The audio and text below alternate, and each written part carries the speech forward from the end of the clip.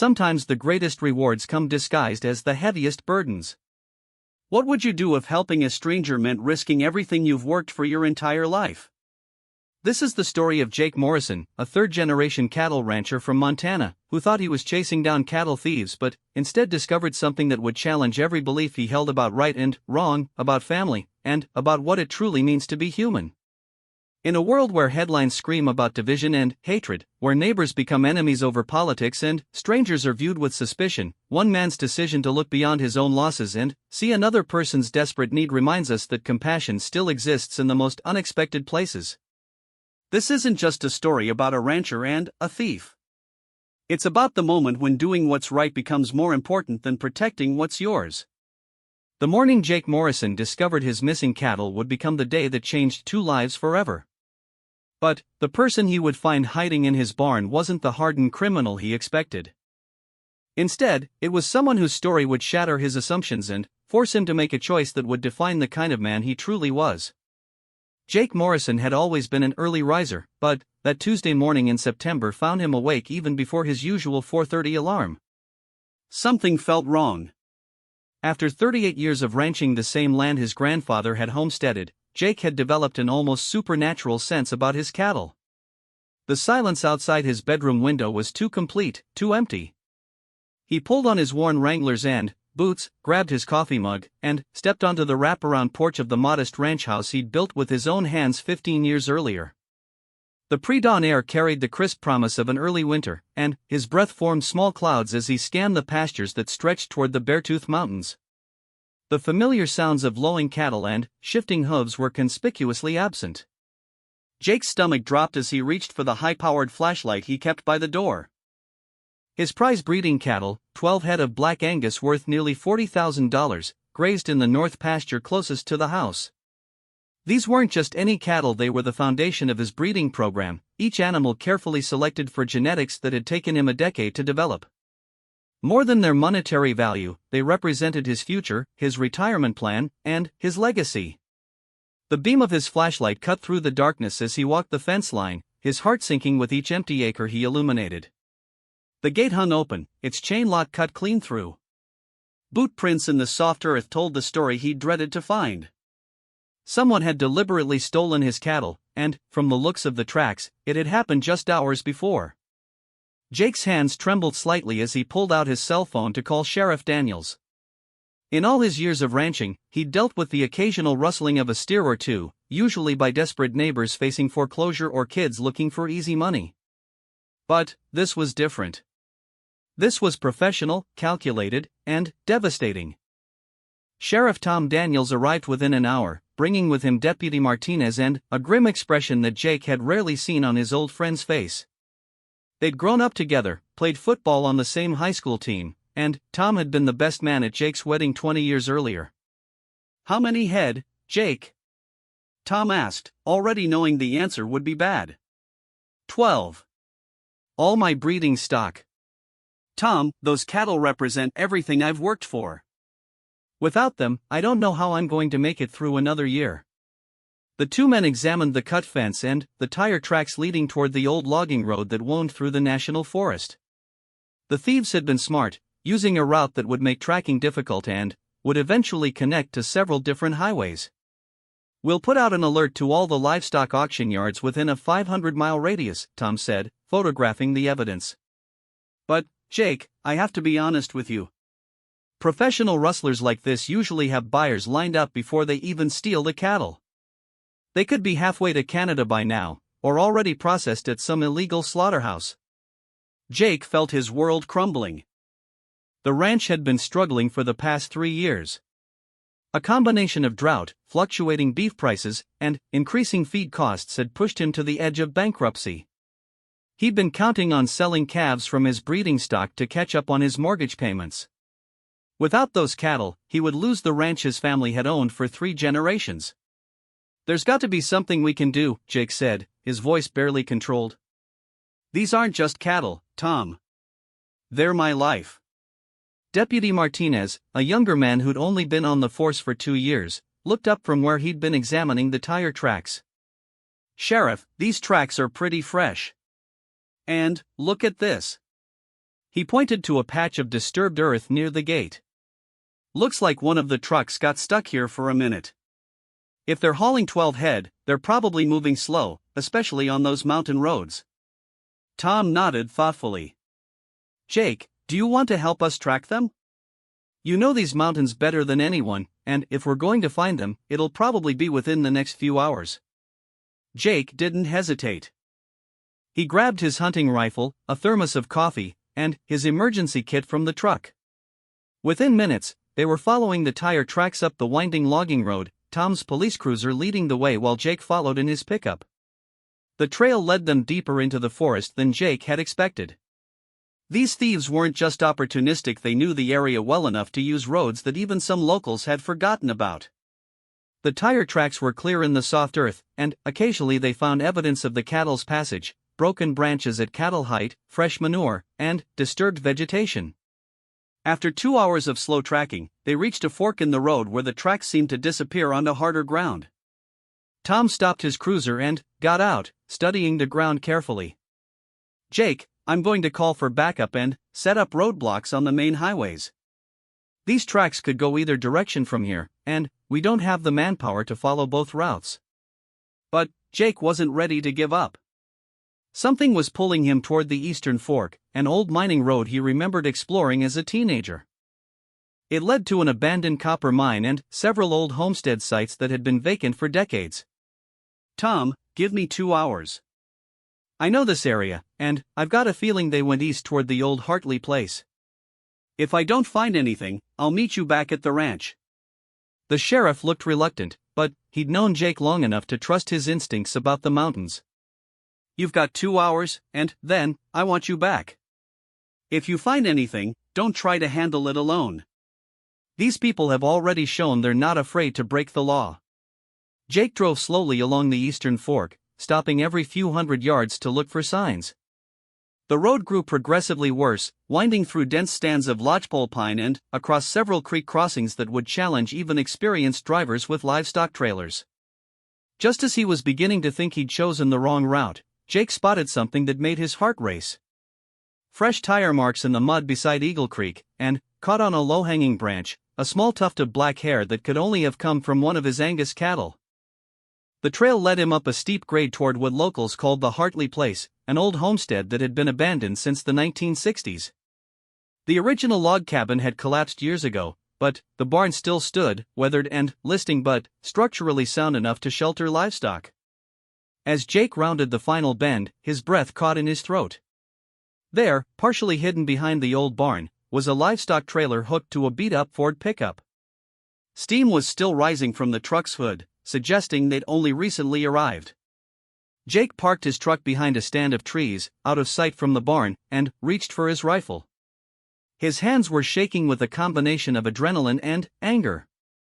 Those cattle represented his children's future, his wife's security, and his family's legacy.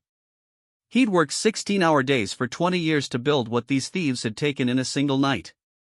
But, as he approached the barn, Jake heard something that stopped him cold. It wasn't the sound of men loading cattle or the noise of criminal activity. It was the sound of a child crying. Jake crept closer to the barn, using the trees for cover.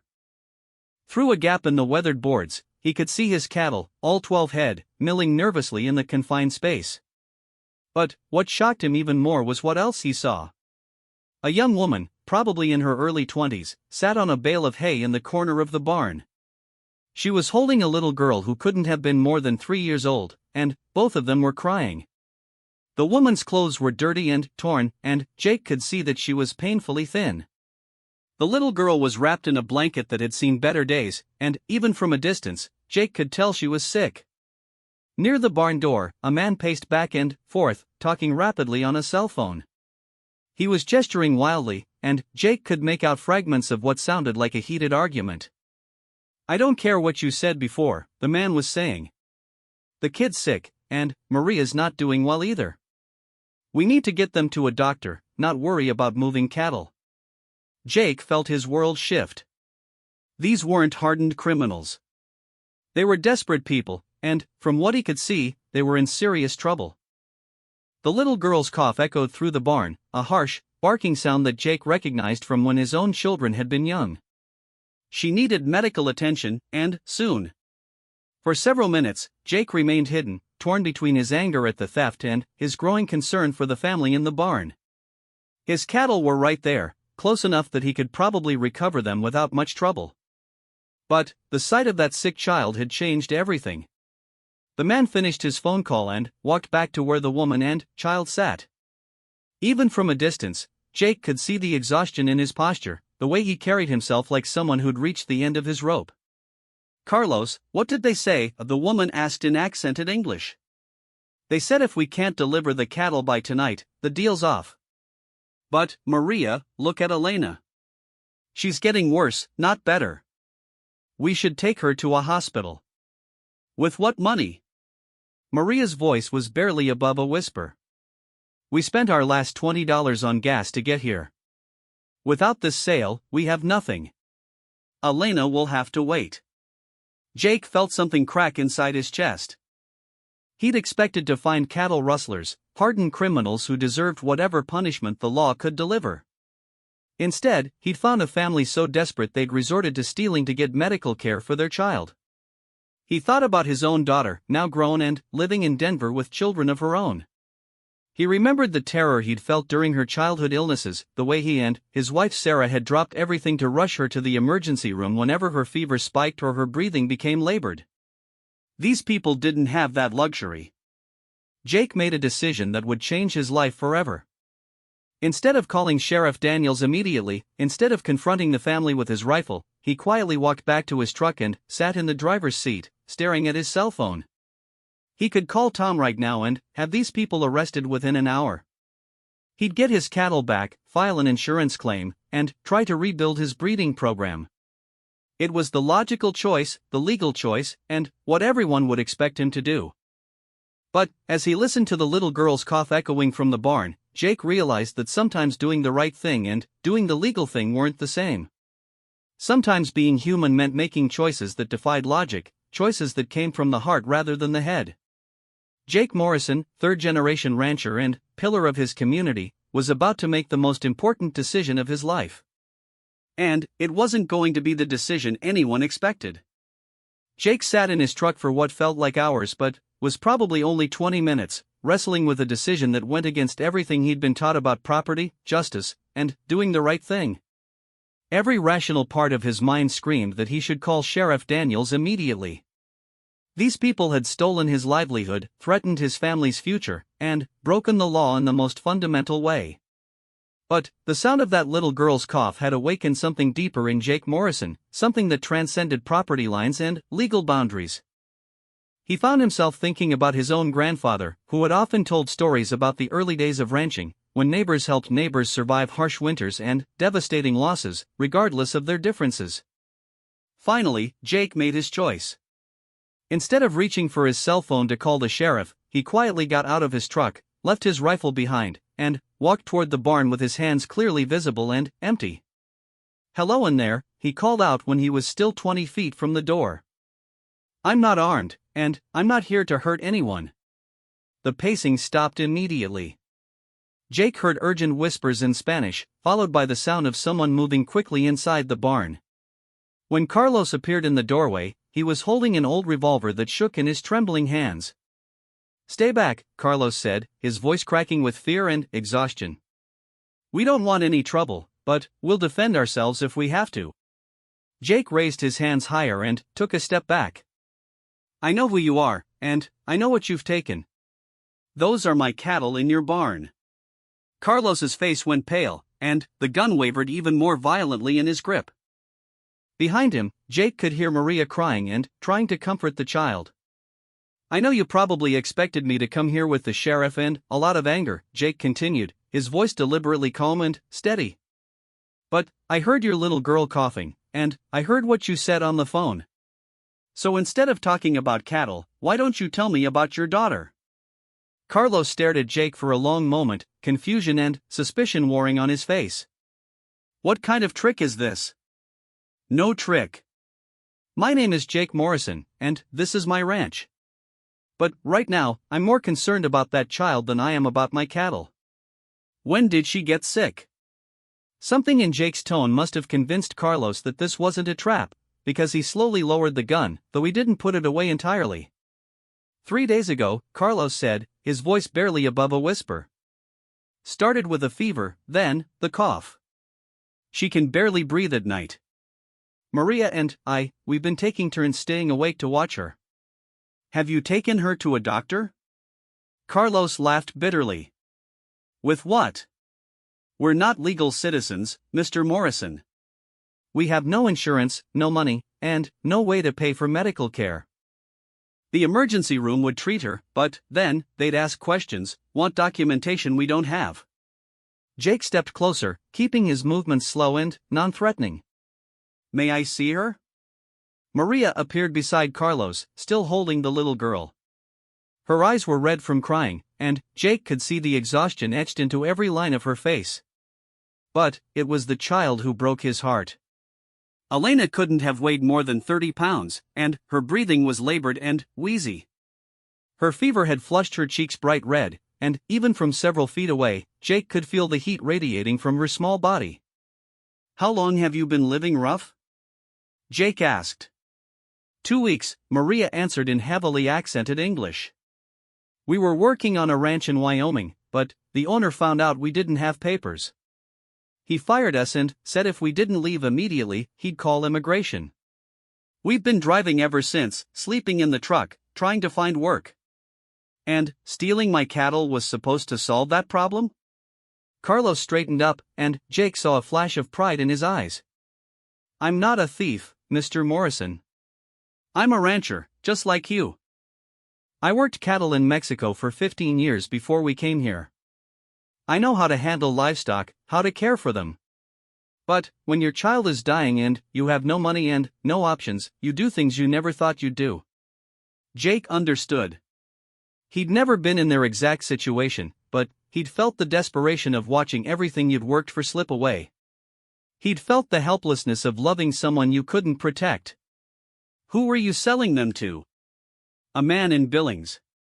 He has buyers who don't ask questions about paperwork. We would have gotten maybe half what they're worth, but it would have been enough to get Elena to a doctor and get us somewhere safe. Jake made a decision that surprised even him. Put that gun away, Carlos. We need to talk, and we need to get your daughter some help. Over the next hour, Jake learned their story. Carlos and Maria had met in Chihuahua, Mexico, where Carlos worked on his uncle's cattle ranch. They'd married young and dreamed of having their own place someday. When the ranch was sold to developers and Carlos lost his job, they'd made the desperate decision to cross the border illegally, hoping to find work and eventually earn legal status. For 3 years, they'd worked on various ranches throughout the American West, always living in fear of discovery but managing to save a little money and dream of a better future. Elena had been born in Colorado, making her an American citizen, but Carlos and Maria remained undocumented and vulnerable. When Elena got sick, their carefully constructed life had fallen apart. Medical bills they couldn't pay, employers who wouldn't risk keeping them on, and now a child who desperately needed care they couldn't afford. I'm not making excuses, Carlos said as he finished his story. What we did was wrong. But when you watch your child suffer and you have no legal way to help her, illegal starts to look like the only option. Jake found himself thinking about his own children, now grown, and his grandchildren. He tried to imagine the desperation Carlos and Maria must have felt, the impossible choice between honoring the law and saving their child's life. Here's what we're going to do, Jake said finally. First, we're taking Elena to the hospital. Right now. Mr. Morrison, we can't pay. I didn't ask if you could pay. I said we're taking her to the hospital. My wife Sarah volunteers there, and she knows people. We'll figure out the money part later. Carlos and Maria exchanged looks of disbelief. But what about the cattle? Maria asked. What about calling the police? Jake was quiet for a moment, still not entirely sure he could believe what he was about to say. The cattle stay here for now. And the police don't need to know about this unless you want them to. I don't understand, Carlos said. Why would you help us? We stole from you. Jake looked at Elena, who had fallen into an exhausted sleep in her mother's arms, her small chest rising and falling with obvious difficulty. "Because 20 years ago, my daughter had pneumonia," he said quietly. "She was about Elena's age, and one night her fever spiked so high that Sarah and I thought we might lose her. We didn't have to choose between getting her medical care and breaking the law. We didn't have to choose between saving our child and protecting our family's future. But if I had been in your position, if those had been my only options, I like to think I would have had the courage to make the same choice you made." Jake walked over to his truck and returned with a blanket from the back seat. "Wrap Elena in this. It's clean and warm. Maria, you ride with her in my truck. Carlos, you follow us in yours, but leave the cattle trailer here. We'll deal with that later." The drive to the hospital in Billings took 45 minutes, and Jake spent every mile of it wondering if he was making the biggest mistake of his life. He'd just aided and abetted cattle thieves, probably made himself an accessory after the fact, and potentially jeopardized his own financial future. But every time he looked in his rearview mirror and saw Maria holding Elena, every time he heard the child's labored breathing from the back seat, he knew he couldn't have made any other choice. At the hospital, Jake's wife Sarah met them at the emergency room entrance. She took one look at Elena and immediately went into the mode Jake had seen her use with their own children during medical emergencies: calm, efficient, and completely focused on getting help. "This is Elena," Jake said simply. "She needs help." Sarah didn't ask questions about insurance or immigration status or how Jake had come to bring these strangers to the hospital.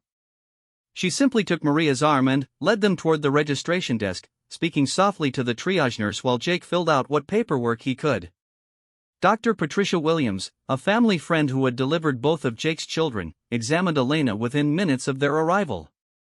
Her diagnosis was swift and sobering: severe pneumonia complicated by dehydration and malnutrition. "She needs to be admitted immediately," Dr. Williams told Carlos and Maria. "Another day or two without treatment, and we might have been looking at a very different outcome." As Elena was wheeled toward the pediatric ward, Carlos grabbed Jake's arm. "Mr. Morrison, I don't know how to repay you for this. I don't know how to thank you." Jake looked at this young father, saw the tears in his eyes and the relief in his posture now that his daughter was finally getting the help she needed. "You don't repay kindness, Carlos. You pass it on. Someday, when you're in a position to help someone else who's desperate, you remember this moment and you do the right thing." But even as Jake said the words, he knew that his own moment of reckoning was still to come. Sheriff Daniels would be expecting a report. The insurance company would want to know about the missing cattle. His neighbors and the community would eventually learn what had happened, and they would have opinions about his choices. Most importantly, Jake still had to decide what came next for Carlos, Maria, Elena, and his stolen cattle. The immediate crisis had been addressed, but the underlying problems that had led to this moment remained unsolved. As he watched Elena being settled into a hospital bed, surrounded by machines that would monitor her breathing and medications that would fight her infection, Jake realized that helping this family hadn't been the end of his involvement with them. It was just the beginning. Elena spent 4 days in the hospital, and Jake Morrison spent those same 4 days learning what it meant to make a choice that went against everything his practical mind told him was sensible.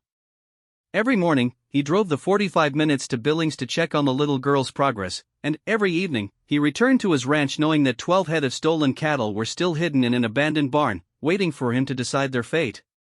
On the second day, Sheriff Tom Daniels drove out to the ranch for an update on the investigation. "Jake, I hate to tell you this, but we've hit a dead end on your cattle. We've checked every auction yard and livestock dealer within 300 miles. Either these thieves were smarter than we thought, or they've already moved the cattle out of state." Jake poured his old friend a cup of coffee and sat across from him at the kitchen table where they'd shared countless meals over the years. The weight of his deception felt like a physical presence in the room. "I appreciate everything you've done, Tom. I know you put a lot of resources into this. Don't give up yet. Sometimes these cases break weeks or even months later, when someone tries to sell cattle with altered brands or when we catch the thieves in another operation." Jake nodded and changed the subject, but he could see that Tom was frustrated by the lack of progress. His friend was a good sheriff who took property crimes seriously, especially when they threatened the livelihood of hardworking ranchers. That evening, Jake sat on his porch and tried to make sense of what he'd gotten himself into. Technically, he was harboring criminals and concealing evidence of a felony. If anyone discovered what he'd done, he could face serious legal consequences. His reputation in the community would be destroyed, and his own financial problems would become much worse if he ended up with legal bills and possible jail time. But when his phone rang and Maria called to tell him that Elena's fever had broken and she was asking for her daddy, Jake knew he couldn't regret his choice. On the third day, Dr. Williams delivered the news everyone had been hoping for. Elena was well enough to be discharged, though she would need follow-up care and medication for several more weeks. The total bill for her treatment is going to be substantial, she warned Jake privately.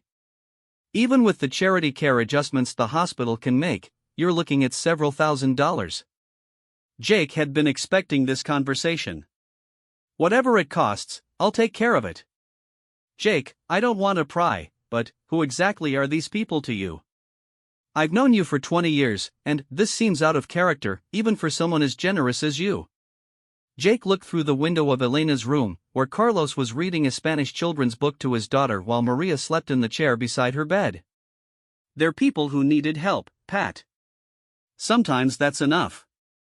But Dr. Williams's question haunted Jake because it forced him to confront the deeper implications of his decision.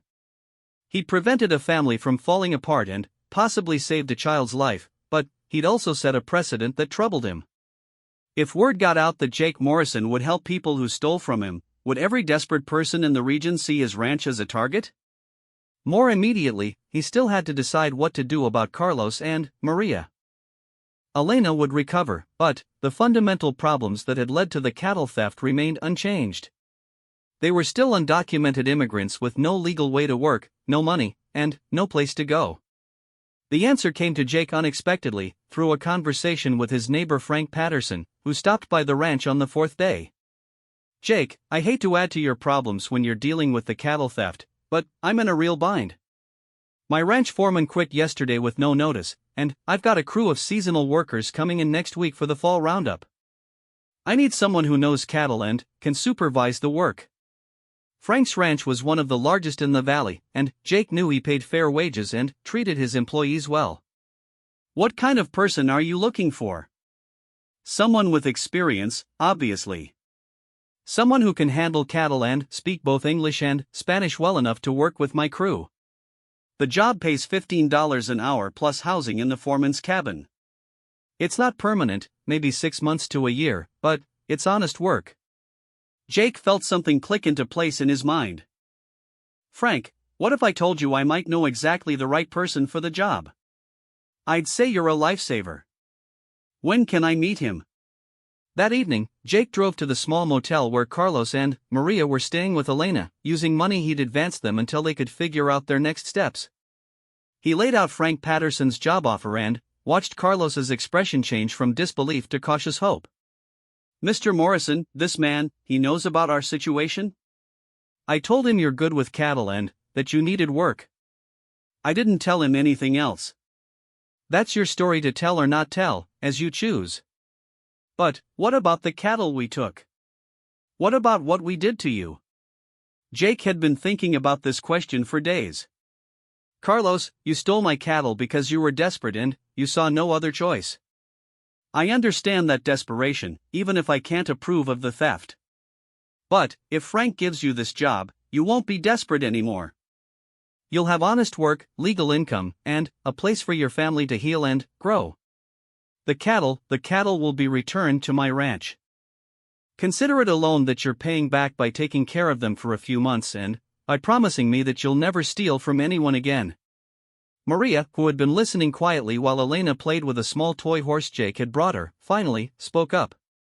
Why are you doing this for us? We are strangers. We hurt you.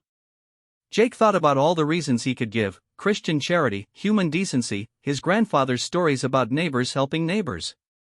But the real answer was simpler and more complex than any of those explanations. Because everyone deserves a second chance, he said finally. Because your daughter deserves to grow up in a family that's not running and hiding and afraid. Because maybe, just maybe, helping you helps me remember what's really important in life. The meeting with Frank Patterson went better than anyone had expected. Carlos's experience with cattle was obvious within minutes, and his English, while accented, was clear and complete. Frank was impressed by his knowledge and his work ethic, and he offered him the job on the spot. The foreman's cabin isn't fancy, but it's clean and warm, and there's a good school in town for your little girl, Frank told the family. If you work out during the 6-month trial period, we can talk about making the arrangement permanent. 2 weeks later, Jake helped Carlos and Maria move into the foreman's cabin on Frank's ranch. Elena, fully recovered and growing stronger every day, ran through the small house exploring rooms that were bigger than anywhere she'd ever lived. "Mr. Morrison," Carlos said as they finished unloading the last box from Jake's truck, "I want you to know that what you did for us changed everything. Not just our circumstances, but who we are. Elena will grow up knowing that there are good people in the world, people who help strangers when they don't have to. And you'll make sure she grows up knowing the difference between right and wrong," Jake replied. "That's the real gift you can give her." That evening, Jake returned to his ranch and found Sheriff Tom Daniels waiting on his porch with 2 cups of coffee and a puzzled expression. "Jake, the strangest thing happened today. I got a call from the Livestock Theft Division saying that 12 head of Black Angus cattle had been found wandering on Forest Service land up near the old Hartley place. The brands matched the description of your missing cattle." Jake accepted the coffee and sat down beside his old friend, fighting to keep his expression neutral. "That is strange. Any idea how they got there?" "None at all. It's like the thieves just abandoned them. There was an old livestock trailer nearby, but no sign of who might have left it there." "Well, I'm just grateful to have them back." Tom studied Jake's face for a long moment. "Jake, you've been acting different lately. More relaxed, somehow. Like you've got something weighing on your mind, but it's a good weight, if that makes sense." Jake sipped his coffee and looked out over his land, where his recovered cattle were grazing peacefully in the evening light. "Maybe I'd just been reminded of something I'd forgotten, Tom. That having enough is better than having everything, and that sometimes the most valuable thing you can do with what you have is share it with someone who needs it more." 6 months later, Jake received a letter with no return address. Inside was a photograph of Elena, healthy and smiling, standing in front of a small schoolhouse. With it was a note written in careful English: "Mr. Morrison, Elena started school this week. She is the smartest girl in her class, and every day she tells her teacher about the kind man who helped her family when they were lost.